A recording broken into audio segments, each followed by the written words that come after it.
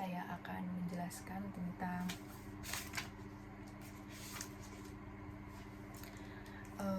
yang pertama tentang definisi kebudayaan nasional. Definisi kebudayaan nasional yang dimaksudkan yakni pertanyaan ini ternyata tak mudah dijawab. Dalam berbagai literatur yang berbicara tentang nasional terdapat beberapa versi atau definisi. Di dalam Kamus Besar Bahasa Indonesia, istilah kebudayaan diartikan sebagai hasil kegiatan atau penciptaan batin akal budi manusia seperti kepercayaan, kesenian, adat istiadat, dan keseluruhan pengetahuan manusia sebagai makhluk sosial yang digunakan untuk memahami lingkungan serta pengalamannya dan menjadikan pedoman tingkah lakunya. Sementara itu, kebudayaan nasional diartikan sebagai kebudayaan yang dianut oleh semua warga dalam suatu negara. Yang dimaksudkan ialah keseluruhan cara hidup, cara berpikir, dan pandangan hidup suatu bangsa yang terekspresi dalam seluruh kehidupan dalam ruang dan waktu tertentu. Menurut Profesor Nugroho Nato Suntoso, kebudayaan nasional ialah kebudayaan daerah dan kebudayaan kesatuan. Bagi bangsa kita, kesadaran ke arah perwujudan kebudayaan nasional berakal dalam pengalaman historis bangsa kita, yakni persamaan nasib, kesatuan, yang mencapai puncaknya pada tanggal 17 Agustus 1945 pada Sumpah Pemuda pada tanggal 28 Oktober 1928.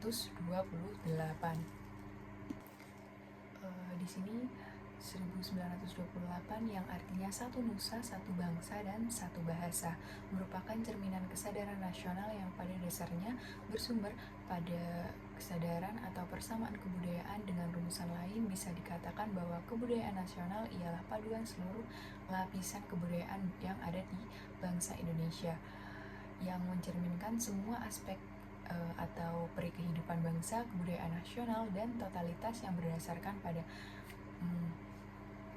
aspek kerohanian bangsa dan apa saja yang dihasilkan oleh manusia Indonesia sekarang ini. Kebudayaan nasional ialah kepribadian manusia yang dalam wujudnya berupa pandangan hidup, cara berpikir, dan sikap terhadap berbagai aspek kehidupan bangsa. Berbagai aspek kehidupan bangsa ini yakni kepribadian yang membedakan bangsa kita dengan bangsa lain.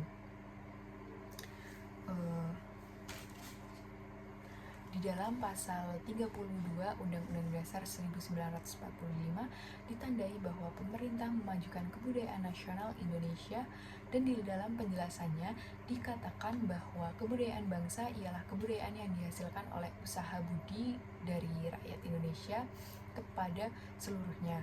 Kebudayaan lama dan asli yang merupakan puncak-puncak kebudayaan.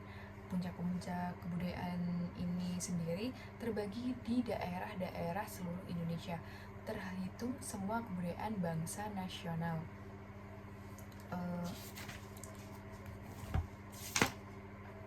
Dengan demikian, kebudayaan nasional bisa didefinisikan sebagai puncak kebudayaan daerah karena menjadikan suatu unsur kebudayaan seperti bahasa, agama, kesenian agama, dan adat istiadat dari berbagai suku bangsa di semua daerah, yakni daerah Nusantara, yang hendaknya dilestarikan dan diangkat menjadikan unsur-unsur kebudayaan nasional yang ada di negara Republik Indonesia. Dan yang ketiga yakni fungsi kebudayaan nasional. Fungsi kebudayaan nasional sendiri yang saya jelaskan di atas bisa dikatakan bahwa kebudayaan nasional mempunyai dua fungsi. Yakni yang pertama sebagai pedoman dalam membina persatuan dan kesatuan bangsa. Persatuan dan kesatuan bangsa bagi masyarakat majemuk Indonesia. Dengan perkataan lain, fungsi pertama kebudayaan ialah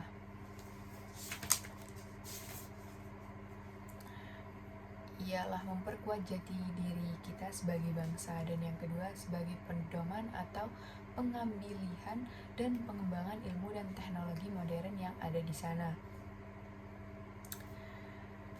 Dan untuk Yang keempat ialah saya akan menjelaskan sedikit tentang agama. Dan yang keempat ialah agama. Agama ini merupakan gejala universal. Gejala ini tampak di mana-mana, baik dalam kehidupan masyarakat kuno, dalam masyarakat kontemporer dewasa, bahkan di negara-negara komunis atau ateis pun agama tetap memperlihatkan eksistensinya. Karena upaya pemerintah komunis untuk mengencamkan agama dari panggung kehidupan masyarakat tidak 100% berhasil. Karena kenyataan ini menegaskan suatu kebenaran bahwa manusia ialah homo religius. Homo religius sendiri makhluk beragama yang selama masih ada manusia, agama akan tetap punya tempat untuk hidup di bumi ini. Mengapa? Karena keberadaannya dari waktu ke waktu terus dilanda gelombang krisis serta ancaman yang serius.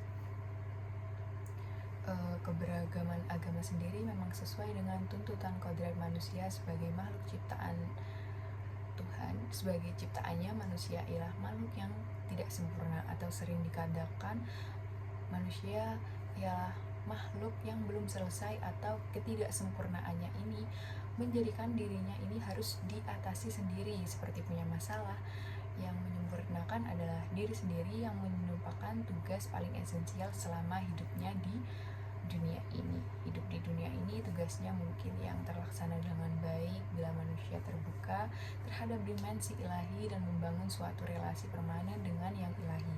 Relasi ilahi merupakan dasar bagi untuknya untuk membangun relasi dengan sesama dan dengan alam. Keterbukaan terhadap dimensi ilahi memberikan manusia peluang untuk menemukan kemungkinan tak terbatas dalam merealisasikan dirinya sebagai makhluk yang bermartabat luhur. Keterbukaan terhadap dimensi ilahi yang akan membuat manusia terkurung dalam ruang lingkup dunia material. Dunia material sendiri merupakan arah yang jelas sendiri, padahal hidup manusia pada dasarnya terarah ke masa depan. Tidak adanya orang baru yang berjalan di tempat itu terus, apalagi mundur ke masa lampau, itu tidak.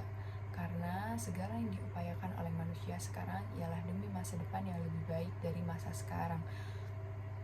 Dan masa depan yang sesungguhnya itu tentu tidak terletak pada dunia yang ternyata tak mampu memberikannya kebahagiaan sejati. Karena maka dari itu diciptakan akhirat. Di hidupnya ini terletak sebagai ruang waktu yang ada di duniawi. Ke sanalah seluruh proses hidup manusia mengarah. Agama sendiri merupakan tuntutan hakiki manusia, sebab melampaui agama manusia mampu berhubungan dengan dunia di seberang ruang dan waktu itu. Dengan agama manusia dibimbing naik ke atas ke suatu dunia yang penuh dengan kebahagiaan sejati. Tanpa agama manusia akan kehilangan seluruh orientasinya ke masa depan. Itu berarti pernah gagal dengan tuntutan eksistensinya sebagai makhluk ciptaan Tuhan. Dengan perkata lain, tanpa agama manusia akan kehilangan jati diri sendirinya sebagai manusia. Itulah visi dasar yang melatar belakangi agama ini sendiri, yakni memaparkan tentang pengertian agama dari kata agama sendiri. Agama ialah eksistensi Allah yang merupakan dibentuk oleh umat beragama, diterima sebagai suatu realitas yang tak terpungkiri.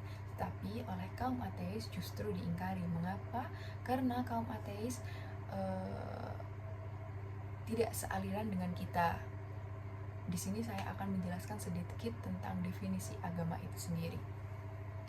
Definisi agama, kata agama menjadi terjemahan dari kata Inggris religion yang berasal dari bahasa Latin religio. Kata ini terdiri dari dua patah kata, yakni re dan ligare. Re berarti kembali dan ligare berarti mengikat. Jadi kata religio berarti ikatan atau pengikatan dirinya. Yang dimaksudnya yakni kehidupan beragama itu mempunyai tata aturan serta kewajiban yang harus ditaati oleh para pemeluknya. Tata aturan serta kewajiban yang termasuk diyakini sebagai sesuatu atau kehendak yang ilahi. Di sini banyak pendapat serta pandangan, kemudian perkembangan di seputar istilah agama. Istilah agama ini sangatlah universal. Mengapa? Karena suatu agama ada di semua dunia. Hal ini bermacam-macam agama hidup dan berkembang di bumi manusia ini. Maka tidak mengherankan bila agama ini terbuka pada berbagai macam interpretasi serta definisi. Di sini saya akan menjelaskan beberapa yang dimaksudkan dengan interpretasi dan definisi.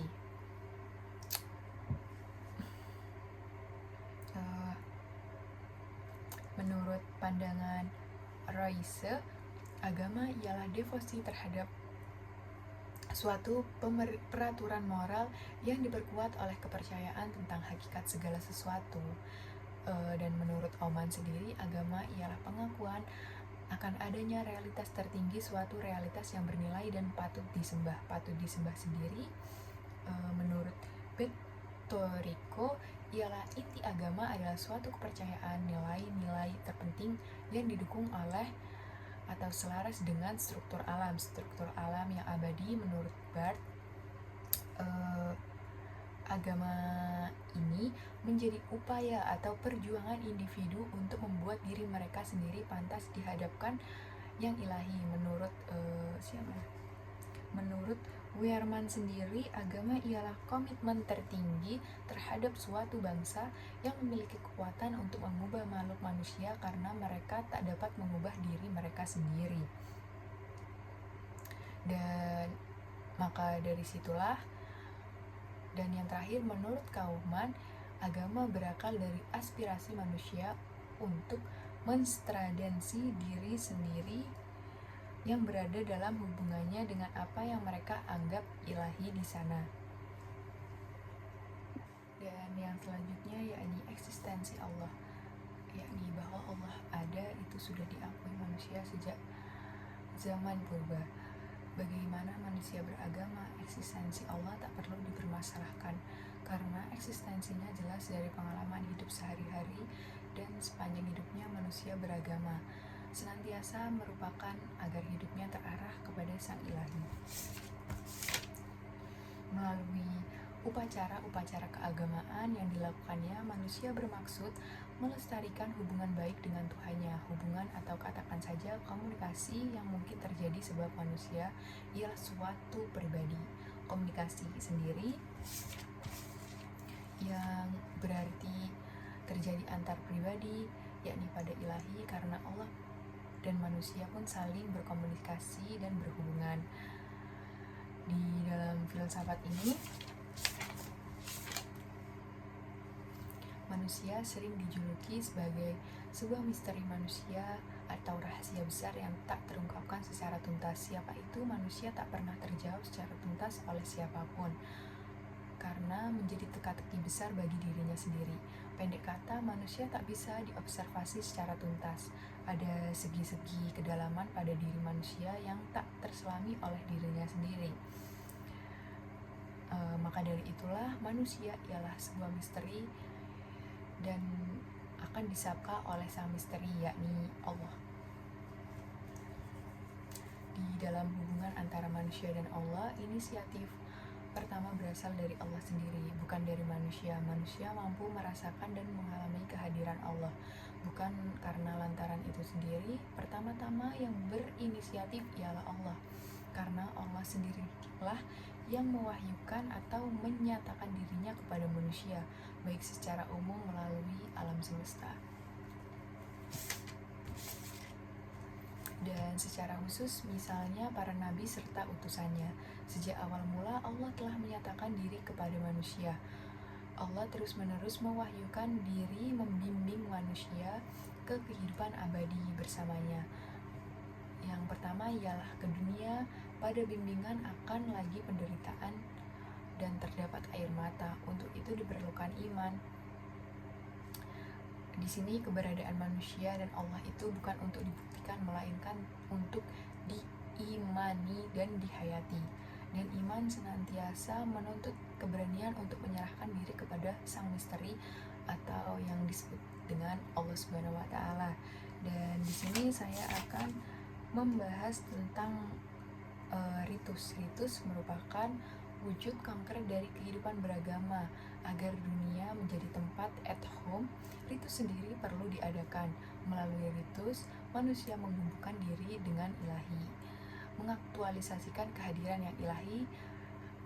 Manusia seakan-akan mendesak yang ilahi agar ia mampu memperhatikan kehidupannya.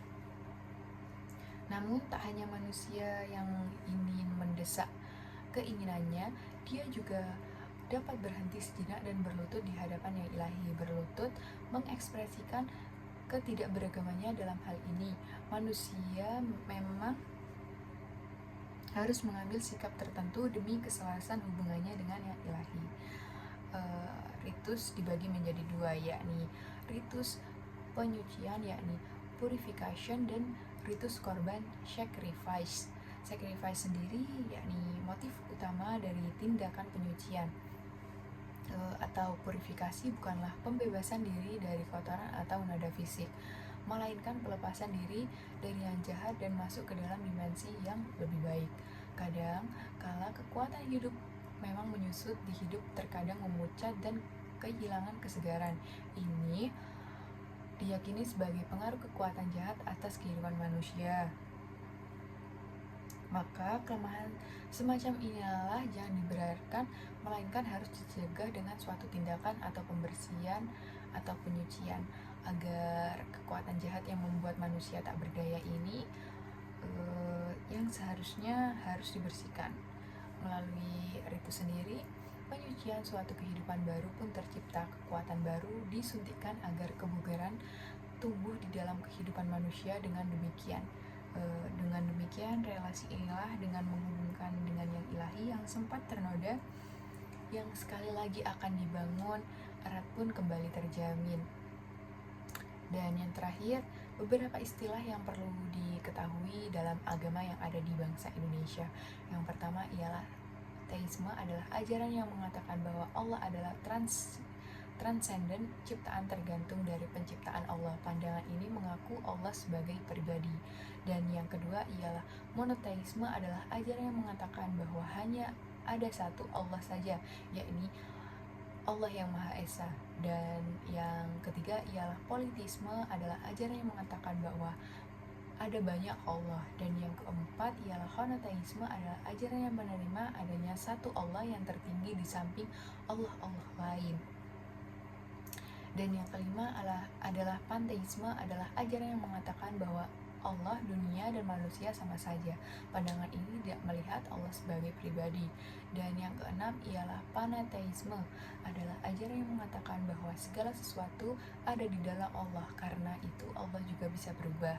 Dan yang ketujuh ialah agama deisme. Agama deisme sendiri adalah ajaran yang mengatakan bahwa Allah menciptakan dunia dan segala sesuatu, tetapi sesudah itu ia sama sekali tidak memperdulikan dan memperhatikannya lagi.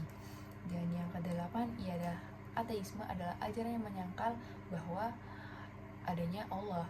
Dan yang kesembilan ialah agnoteisme, adalah ajaran yang mengatakan bahwa akal budi atau rasio manusia tidak sanggup memperoleh kepastian tentang adanya Allah di sini. Dan bab kelima saya akan membahas tentang filsafat. Menurut Socrates pada 469 atau 399 Masehi, yang pernah mengatakan bahwa the unimaxed life is not worth living, atau hidup yang tak dikaji ialah hidup yang tak pantas untuk dijalani. Karena menurut Socrates pada filsuf Yunani kuno, umumnya hidup ialah proses pencarian makna terdalam dari eksistensi manusia dan dalam semesta. Dalam filsafat merupakan suatu upaya untuk mengalami makna eksistensi manusia dan apa arti dari segala sesuatu yang ada di alam ini. Filsafat terjadi ketika kita menanggapi manusia dengan tantangan Socrates dan berupaya dengan sekuat tenaga untuk mencintai kebijaksanaan. Filsuf ialah orang yang mampu mengorganisir berbagai pengalaman serta kesadaran yang akan menjadi eksistensi manusia menjadi suatu pola makna. Filsafat sendiri ialah suatu aktivitas yang dilakukan oleh orang yang secara mendalam menaruh perhatian pada pertanyaan tentang siapa itu manusia dan apa arti segala sesuatu yang ada ini. Di sini tampak bahwa kajian filsafat itu seluas kehidupan manusia dan sedalam pemahamannya. Di sini saya akan menjelaskan sedikit tentang filsafat dan ilmu pengetahuan.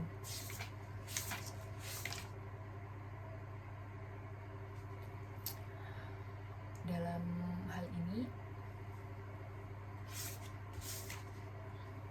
ilmu pengetahuan mempunyai kesamaan dengan filsafat. Baik filsafat maupun ilmu pengetahuan menaruh perhatian serta minat yang besar pada kebenarannya. Keduanya muncul atas dasar penelitian dan sikap reflektif. Refleksi sendiri atau refleksi filsafat dan ilmu pengetahuan berdasarkan pengalaman manusiawi. Namun perbedaan antara filsafat dan ilmu pengetahuan pun sangat mencolok. Mengapa? Karena ilmu pengetahuan seakan-akan tidak jelas karena pengkritiknya filsafat sering dianggap sebagai hayalan belaka atau dicap sebagai absurd, tetapi tidak ada sesuatu yang begitu absurd, kata Cicero. Dan untuk ilmu pengetahuan sendiri memang mengalami kemajuan pesat dan akan terus maju, sementara filsafat seolah-olah akan kehilangan dasar pijaknya di bumi. Memang begitu tampaknya, karena hanya lantaran filsafat yang mempunyai tugas berat dan penuh resiko, yakni mengkaji dan menelaah problem-problem yang tidak terjangkau dengan metode-metode ilmiah, yakni metode semacam kebaikan, kejahatan, keindahan, dan keburukan, serta kebebasan hidup dan mati, dan yang lain-lain. Begitu suatu bidang pengkajian filsafat menghasilkan pengetahuan yang dapat diformalisasikan dengan jelas, maka pengetahuan itu pun disebut sebagai ilmu. Dan bagaimanapun, ilmu berasal dari filsafat yang berakhir sebagai seni. Filsafat ialah sumber semua ilmu. Karena filsafat sendirilah orang memiliki pemikiran rasional. Yang pertama yang muncul di Yunani pada abad ke-6 sebelum Masehi. Sebelum halnya yakni mite atau dongeng-dongeng sebagai sumber filsafat yang memberikan dasar setiap ilmu, maka janggal rasanya bila ada yang beranggapan bahwa berilmu itu tidak perlu berfilsafat, karena tanpa filsafat ilmu akan kehilangan dasar pijak serta perspektif dalam ilmu tersebut. Jika ilmu adalah deskripsi analitis, filsafat adalah interpretasi sintetis yang memecahkan keseluruhan dalam berbagai organisme, menjadikan organ-organ yang tidak jelas tersebut menjadi jelas karena tak menyelidiki nilai-nilai dan kemungkinan hal-hal yang ideal yang ada di sana. Ilmu tidak menyelidiki maknanya yang total dan final. Ilmu hanya mengarahkan perhatian pada gejala-gejala, misalnya fenomena alam dan proses benda-benda yang dapat dihindari. Ilmu hanya menyelidiki aspek tertentu dari suatu realitas. Ilmu hanya menyuguhkan fakta tertentu karena metodenya tidak mungkin digunakan untuk meneropong serta seluruh realitas dalam totalitasnya. Metode ilmu sendiri bersifat terbatas. Terpaksa ilmuwan membatasi diri dan menghususkannya perhatian pada aspek tertentu. Aspek tertentu sendiri yakni pada suatu kenyataan. Hal inilah yang melatar belakangi adanya banyak disiplin yang berbeda. Masing-masing hanya meneropong dan mempelajari suatu bagian dari realitas kehidupan manusia atau lingkungan alam yang ada di suatu bangsa. Namun seorang filsuf sendiri tidak akan puas jika ia hanya menyuguhkan fakta. Filsuf sendiri hanya menjadi titik tolak untuk melakukan refleksi lebih jauh untuk mencari prinsip dasar seluruh realitas yang ada di Indonesia ini. Dan yang ke-6 sendiri ialah seni dan masyarakat. Menurut pandangan tradisional, seni digeluti hanya diapresiasi oleh segelintir orang.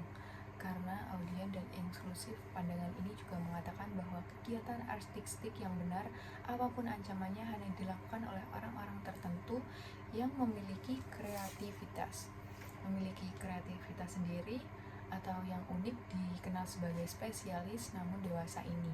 Pandangan semacam ini dikatakan terlalu sempit atau elitis. Elitis sendiri seringkali para artis dianggap berhasil kalau mereka secara kreatif berhasil menghentikan konvensi-konvensi yang ada dengan menghasilkan kreasi-kreasi baru yang berbeda dengan kreasi yang sebelumnya. Namun, seorang artis yang paling inovatif sekali hanya dapat berkarya dalam lingkungan eksistensi, lingkungan estetis kehidupan mereka dan memanfaatkan idiom-idiom yang dipergunakan masyarakat. Mereka kreatif, mereka diperoleh dari masyarakat dan hanya berkembang di dalam konteks sosial budaya tertentu. Melalui karya seni, para artis mengekspresikan pandangan hidupnya, nilai-nilai, dan berbagai kekayaan batin yang terdapat dalam lingkungan masyarakat tersebut. Dan yang saya akan memperbaikinya, yakni di sini keliru bila ada yang beranggapan bahwa karya seni itu berhasil dari individual dan eksklusif, karena ini terpisah dari masyarakat. Mengapa? Karena eksistensi serta aktivitas masyarakat secara keseluruhan. Dan yang pertama yakni manusia dan seni. Seni sendiri ialah suatu nilai hakiki yang tak dapat dipisahkan dari kehidupan manusia. Sejak munculnya kehidupan manusia telah menampilkan diri sebagai seorang artis, dan sejumlah seluruh sejarah dan kebudayaan pun ditandai dengan gerak dinamika jiwa seni manusia sebagai atau terungkap dalam berbagai ragam karya seni. Berbagai karya seni sendiri memang sulit memisahkan kesenian dan permulaan kebudayaan manusia, karena aktivitas sosialnya pada hakikatnya bersifat akristik, yakni pembentukan lingkungan serta material, pembangunan lingkungan dan manusiawi yang berkat keterampilan dan kreativitasnya ini. Manusia didefinisikan sebagai a tool atau using animal, binatang yang menggunakan alat. Namun alat itu sejak mulanya lebih merupakan alat sang artis daripada alat seorang pekerja. Seperti bentuk-bentuk kehidupan lainnya, manusia pun tunduk pada faktor-faktor geografis dan iklim. Namun, ia berbeda dengan binatang yang lebih rendah tarafnya dalam hal kebebasan dan kreativitasnya untuk berespon terhadap rangsangan yang berasal dari lingkungan alamiah. Manusia tak pernah tergantung dalam atau tunduk sepenuhnya pada lingkungan alamiah tertentu. Manusia adalah pencipta lingkungan, maka sejak awal mula manusia ialah artis atau seniman. Dan yang kedua ialah seni sebagai segi batin masyarakat. Seni merupakan segi batin masyarakat yang berfungsi sebagai jembatan penghubung antar kebudayaan yang berlain-lain coraknya. Di sini seni berperan sebagai jalan untuk memahami kebudayaan suatu masyarakat. Suatu masyarakat sendiri dengan menonton wayang, misalnya menonton wayang sendiri, orang dapat mengenal eksistensi kebudayaan Jawa ataupun kebudayaan-kebudayaan lain yang juga memiliki unsur seni dalam wayang tersebut. Atau melalui wisata Candi Borobudur, orang dapat berkontak dengan denyut nadi kehidupan kebudayaan Buddhis. Pokoknya seni atau tepatnya karya-karya seperti candi, musik, puisi, novel, film, dan drama tari ini mencerminkan dinamika suatu masyarakat. Yang menghargai dan memahami seni ialah penting. Memahami seni suatu masyarakat berarti memahami aktivitas vital masyarakat yang bersangkutan dalam momennya yang paling penting dan kreatif. Di sini seni merupakan salah satu elemen aktif, kreatif, dinamis yang mempunyai pengaruh langsung atas pemberitahuan kepribadian suatu masyarakat, atau dalam kata-kata Christopher Dawson. Christopher Dawson sendiri pada tahun 1960 menjelaskan bahwa seni merupakan salah satu unsur spiritual kebudayaan. Sebagai unsur spiritual, seni merupakan suatu energi pendorong perkembangan masyarakat dan kebudayaannya.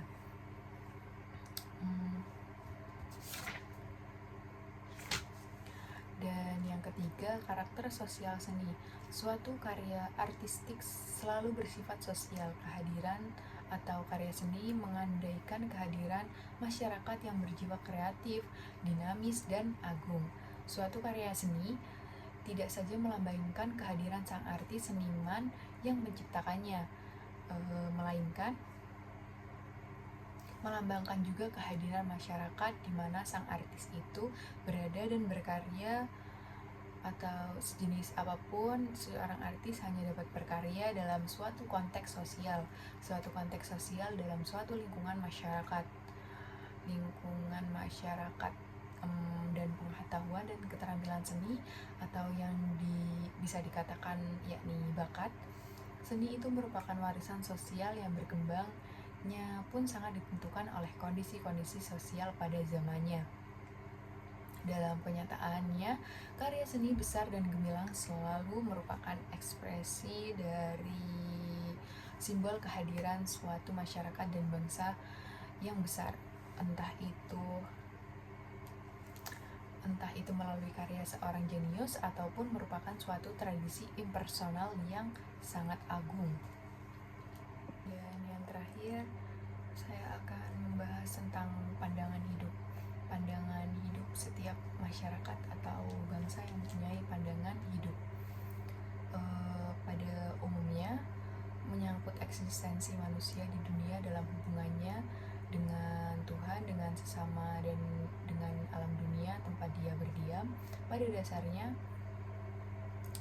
yang disebut pandangan hidup itu berkaitan erat dengan sikap manusia terhadap Tuhannya, karena terhadap alam dunia atau dengan yang melingkupnya. Bagaimana ia bersikap terhadap Tuhan, terhadap sesama, dan terhadap alam dunia itu sangat tergantung dari pengalaman-pengalaman konkret yang diperolehnya ketika dia berhadapan dengan realitas-realitas tersebut. Atau pengalaman itulah yang kemudian membentuk sikap hidup manusia terhadap realitas yang ada di sekitarnya, yang pada gilirannya membentuk pandangan hidup. Dengan pandangan ini, manusia bisa hidup dan mencoba memahami alam kehidupan dengan segala realitas yang ada di dalamnya. Dengan demikian, ia berusaha menangkap makna dan tujuan keberadaannya di dalam dunia ini. Karena pandangan hidup bukan saja perlu, melainkan mutlak ya diperlukan. Sebab tanpa pandangan hidup, manusia tak akan mempunyai pedoman atau arah yang berperilaku dan bertindak. Dengan pandangan hidup sendiri, manusia tak punya pedoman atau menemukan bahwa hidupnya di dunia ini mempunyai perspektif. Maka dapat dikatakan bahwa pandangan hidup merupakan dasar atau pembentukan cita-cita dalam nilai-nilai kehidupan, kebajikan, dan segala macam perilaku yang baik. Namun perlu juga diperhatikan bahwa hubungan antara manusia, pandangan perilaku atau tindakan manusia bersifat searah, melainkan bersifat timbal balik. Tak hanya pandangan hidup yang mempengaruhi tindakan manusia, sebaliknya tindakan manusia pun pada gilirannya akan kembali mempengaruhi. Yang pertama ialah pandangan hidup yang ada di bangsa Indonesia. Pandangan hidup yang ada di bangsa Indonesia atau Republik Indonesia dibangun atas dasar Pancasila. Hal ini menjadi fakta historis yang tak terbantahkan oleh siapapun juga. Dengan demikian, negara Republik Indonesia secara khas membedakan diri dari negara-negara lain yang ada di dunia. Perbedaan yang sangat mencolok terletak pada fakta bahwa Pancasila itu berisikan seperangkat asas moral yang mencerminkan pandangan hidup yang telah dikembangkan oleh manusia Indonesia selama berabad-abad lamanya. Dalam lintasan sejarah dan kebudayaan, sering dikatakan bahwa Pancasila merupakan kristalisasi nilai-nilai kultural bangsa Indonesia. Bisa dikatakan dari nilai-nilai Pancasila tercermin bahwa hidup manusia tentang hakikat keberagamannya di dunia ini. Di sini kita berhadapan dengan suatu cara pikir yang melihat manusia sebagai makhluk yang senantiasa berada dalam jaringan relasi-relasi atau bisa disebut fundamental. Dan yang kedua ialah beberapa tipe pandangan hidup. Dalam buku ini manusia merenungkan makna hidupnya. Dr. Theo Pujibers menjelaskan bahwa tipe pandangan hidup yakni pandangan hidup umum dan hidup negatif. Di sini saya akan menjelaskan pandangan hidup positif dan negatif. Yang pertama ialah pandangan hidup umum